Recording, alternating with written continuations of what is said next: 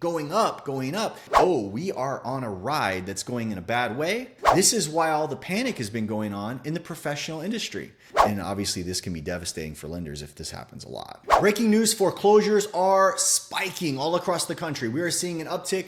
This is dominating housing news and everybody's got their own take. Most people are using this as a face value explainer. They're going on, if you're talking about local real estate brokers, those in the real estate industry, they're quick to say mostly that this is not a recurrence of 2008. And then there's a downplaying of the fact that we're actually seeing an increase in foreclosures. But yes, folks, foreclosures is a negative indicator for the housing market. It is a sign that there is a transition taking place. Today, I'm going to talk about exactly which 10 states are being hit the hardest. You're going to see the top 2 or 3 states are already in real trouble. There's a lot of danger signs in those marketplaces already in terms of struggling economies. And we're also going to talk about the 10 best, the ones that are faring the best, so that if you live in those states, you'll rest easy tonight. But we're going to talk about all the news surrounding just why are people going into foreclosure. Yes, we've been told that everybody has 2 and 3% interest rates. So this can't be 2008 all over again because it's so affordable for those folks to own a home. Yet, many of them are going behind on mortgage payments, which is usually not caught back up and will a lot of times result in some type of forced sale or possibly even a bank repossession. So we're going to look at all the numbers today. It's a hot topic. We're going to jump into the data and strip away what exactly is going on in the housing market and particularly the consumer at large that's creating this pressure in the market. Let's get in the news. All right, folks, let's scan the headlines. Fox Business, one of the most mainstream outlets that actually brings this up under, again, their business blog. It says home foreclosures are up and there's an upswing nationwide. So it says, according to the new filings by ATTOM or ATOM, which found that foreclosure filings, default notices, scheduled auctions, bank repossessions surged 28% third quarter to 124,000 separate filings. Okay, so do the quick math. This is approximately, if all these homes were to be in trouble and actually get resold to the market, 2,000 homes per state. Okay. Now, they're saying even with the national economic upturn and job stability, it's evident more homeowners are grappling with their cost of ownership.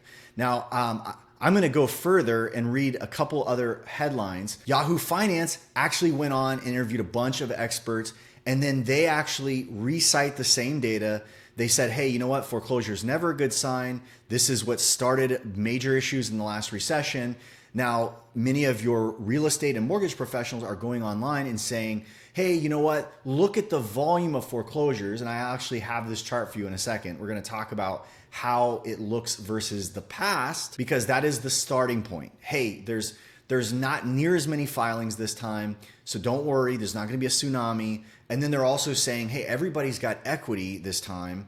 So equity alone is a fabric of protection for the housing market. So as we go on, they talk about why is there foreclosures now, which I'm going to debate that because I'm going to show you the data why people are really losing their house, or at least starting to see symptoms of trouble. But they're talking about the fact that there's a recovery of COVID-19, right? So the things that we had in place from the government to block evictions, to block foreclosures, that a lot of those are being lifted, and now there's an element of danger being affected in the housing market. That is not true. I'm going to show you indications of why foreclosures are going up, but those aren't the indicators that are driving the foreclosures. You can see other symptoms of trouble in the American consumer that is causing them to make a decision to feed their family or pay their mortgage. That is happening in real time. So you have increased housing inventory. This is a possibility. Okay, so this is what the experts are saying. You know, obviously, if people are going to lose their homes, they're going to push homes in the market. Home prices might stabilize. Listen, folks, this is something I love to bring up because people have very short memories. Folks do not realize how fast average price can get dunked when things go wrong. Look at this market. This is, again, you've seen this on my channel. I almost feel like I put this every day, and it's okay. People need to be reminded. In May of last year, when the market started a downturn, between May and December, price had fallen by 75 what was it? 527,000 to 602. So $73,000, $75,000 in price loss. That's over 10% in the average price evaporated between the summer and the end of the year. Okay. So how long does it take to get to a 13% price loss? Okay. In Florida, this is statewide data. It took 6 months. Okay. How much does it take to get to 20% or 30%? Okay. Now, if a lot of people bought in the last 2 years, they bought the house at a price, they had another 4% closing cost in a lot of cases if they had loans. So then if the marketplace went up 35% after that, and they've got 4% in cost when they purchased, they're going to have 6% in cost when they sell, and there's no fixed number in commission, by the way. So let's just throw a number on it. Okay, they're going to have closing costs, taxes, real estate commissions. Let's call it 6% to sell, 4% from the purchase. On top of the purchase price, that's 10% of cost between the time that they are in trouble and the time they get out of the house. Now, if they gained 35% in equity, okay, and 10% is cost, quick math, they've got a 25% margin of safety, okay? If they have a 35% gain from the time they bought in 2021 till now, okay? So a lot of these people entered the marketplace, and yes, they got 3 or 4% interest rates, but a lot of them borrowed after the fact. Now, how do we know that? Because of this data right here. Look at this chart. This is the Federal Reserve's consumer loans, credit card, other revolving plans, like home equity lines of credit, my friends. Second mortgages are taken out en masse as well that aren't shown on this chart. But look at this. Look at this. Ever since all the stimmy money ran out in 2021, people went on a tear. So much so that we now owe more than $1 trillion in consumer borrowed money. Now, why do people use credit cards? Credit cards are historically famous as a stopgap measure. They're basically made when a person needs the money. They do not have savings. Enter savings. Look at the savings data. Remember I showed you the chart last year? We had all this money coming out of the market. The housing market tipped 13%. All the realtors panicked. Many of the lenders left the business into 2023. Lenders, mortgage company, finance officers choked, left. 12% of them gone. Now, what happened? Look, at the end of last year, the savings rate dropped below. It dropped to 2.7. So consumers ran out of stimulus money, bottomed out going into the summer of last year at like 2.73, and they had record low savings. You hadn't seen this at any point in several years. You're talking like a decade low amount of money in the bank for the average consumer. Now look at this. Somehow the savings is going up. Okay, so going into this year, January, February, March, look, savings starts to pick up. Maybe it's because everybody's borrowing money. Okay, everybody's borrowing money at the same time. So this chart shows that a lot of the reprieve to the cash to the bank account was probably borrowed money. But borrowed money doesn't last forever. Borrowed money now is at extraordinarily high rates. No different than our federal government. Our federal government is borrowing money. Overnight, we added 30, 40% to the national debt through COVID. So we borrowed a grip of money, which has inflated our entire economy, and we're not stopping. The federal government is now borrowing money. Just our interest costs on our debt, folks, is like almost $1 trillion a year in interest. I think we're at like 900 billion just to cover interest, and it's getting worse. And here's the thing, folks. When this takes place, you have a whole cycle taking and unfolding right now, okay? Can you see what's happening, okay? The government is maxing out its credit cards, which is at high interest, which is a risky rate, which means the bond market is still going to be suffocating, going up, tied to interest rates. So as the government borrows more, the interest rate is going to stay high. The interest rate is going to be epically high. It could go 8, 9, 10%, okay? We could see it go higher than it is now.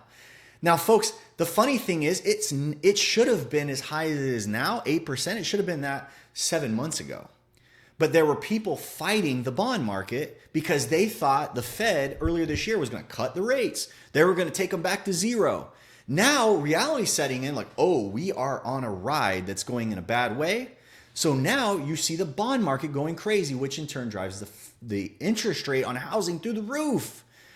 And the indicators of how our government is behaving now, it's not one of austerity and cutting back. It's one of lavish spending still.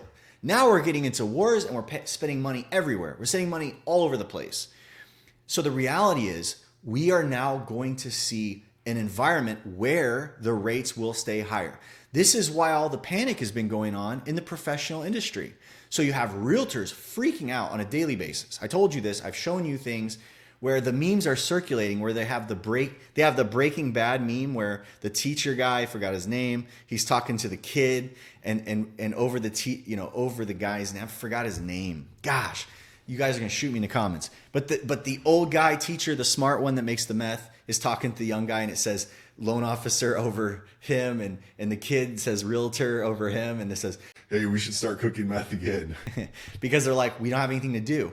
And the loan officers got wise to this already. 12% of the loan officers left the business. The percentage of people leaving this real estate world, there's a whole bunch of lemmings coming in and there's nothing to sell for the amount of realtors that are in the business. The reason why is because in the world of professionals in mortgage, a lot of them have to be hired.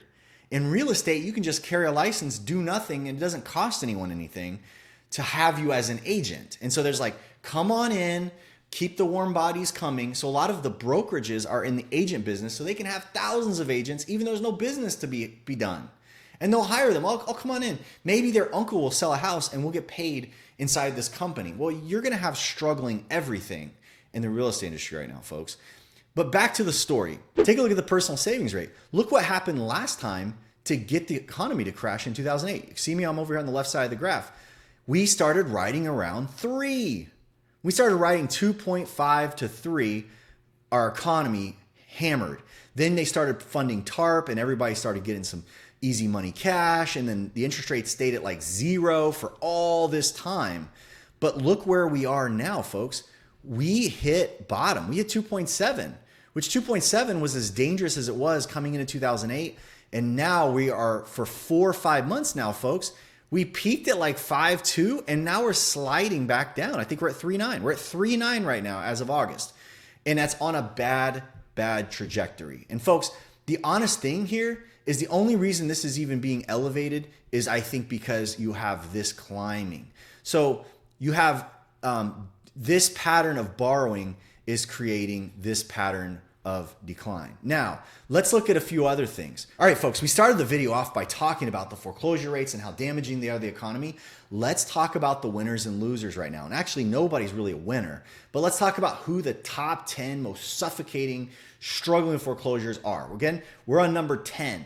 Connecticut, with 463 of its 1.5 million homes, is in foreclosure. The 10th most foreclosed state, followed by 9 and 8 Midwestern states, Indiana and Ohio, take that up. Number 7, ranked 18 for most populous state in America. This is starting to see almost 3,000 of its homes in foreclosure, okay? Again, these are not massive numbers when you're talking about a total of 2.5 million housing units. It's like a 1% or 1.5%. Florida, number 6. Florida was obviously famously in trouble the last market cycle.